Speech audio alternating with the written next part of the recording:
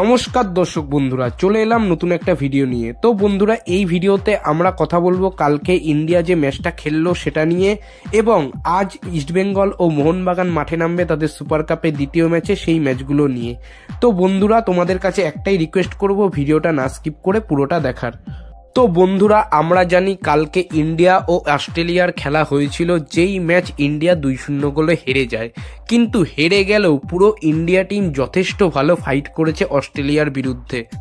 আর আমাদের ইন্ডিয়া টিমের প্রত্যেকটা প্লেয়ার কিন্তু নিজেদের বেস্ট দিয়েছে। যেখানে অস্ট্রেলিয়ার র্যাঙ্কিং 25 আর ইন্ডিয়ার র্যাঙ্কিং 102, সেখানে আমাদের টিম ইন্ডিয়া যে ভালো খেলে অস্ট্রেলিয়াকে প্রথম অর্ধে আটকে রেখেছিল, এটাই কিন্তু অনেক বড় ব্যাপার। কোনো প্লেয়ারকে নিয়ে দোষারোপ করার কিছুই নেই, সবাই নিজেদের বেস্ট দেওয়ার চেষ্টা করেছে। তবে গুরপ্রীত সিং সান্ধু হয়তো একটু কম আত্মবিশ্বাসী ছিল, সে হয়তো ম্যাচের চাপটা নিতে পারেনি।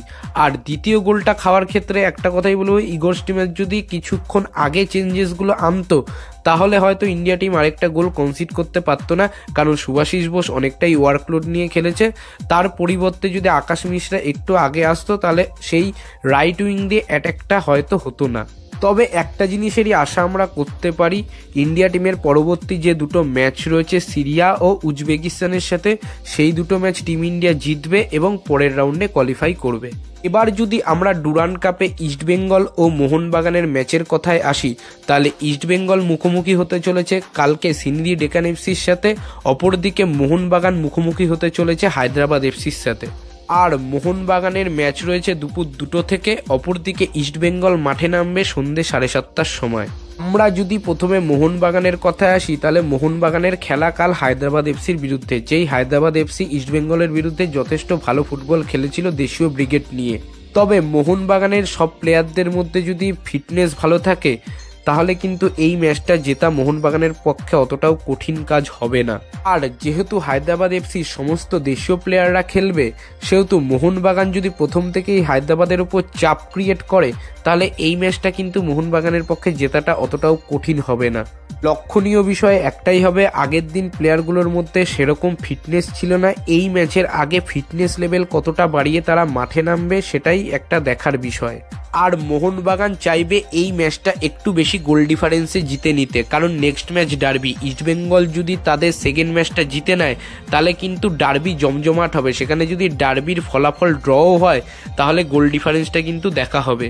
এবার যদি আমরা সরাসরি ইস্টবেঙ্গলের কথায় আসি, তাহলে ইস্টবেঙ্গলের ম্যাচ রয়েছে সিনিদি ডেকান এফসির বিরুদ্ধে, যেই সিনিদি ডেকান মোহনবাগানের বিরুদ্ধে যথেষ্ট ফাইট দিয়েছিল। সুতরাং ইস্টবেঙ্গলের পক্ষে কিন্তু এই ম্যাচটা জেতা অতটাও সহজ হবে না। আর আমরা ইস্টবেঙ্গলের প্রথম ম্যাচে হায়দ্রাবাদ এফসির বিরুদ্ধে একটা জিনিসই লক্ষ্য করেছি, প্লেয়ারদের মধ্যে প্রচুর ফিটনেসের অভাব ছিল। এই ম্যাচে যদি ফিটনেস না থাকে, তাহলে এই ম্যাচ কিন্তু জেতা প্রায় অসম্ভব হবে ইস্টবেঙ্গলের পক্ষে। কারণ সিনিরি ডেকান এফসির দেশীয় প্লেয়ার ও বিদেশি প্লেয়ারগুলো কিন্তু যথেষ্ট কোয়ালিটি মানের। তাই আমার মনে হয় এই ম্যাচে কার্লোস কোয়াদ্রাত 4টে বিদেশির বদলে 5টা বিদেশি দিয়েই শুরু করবে।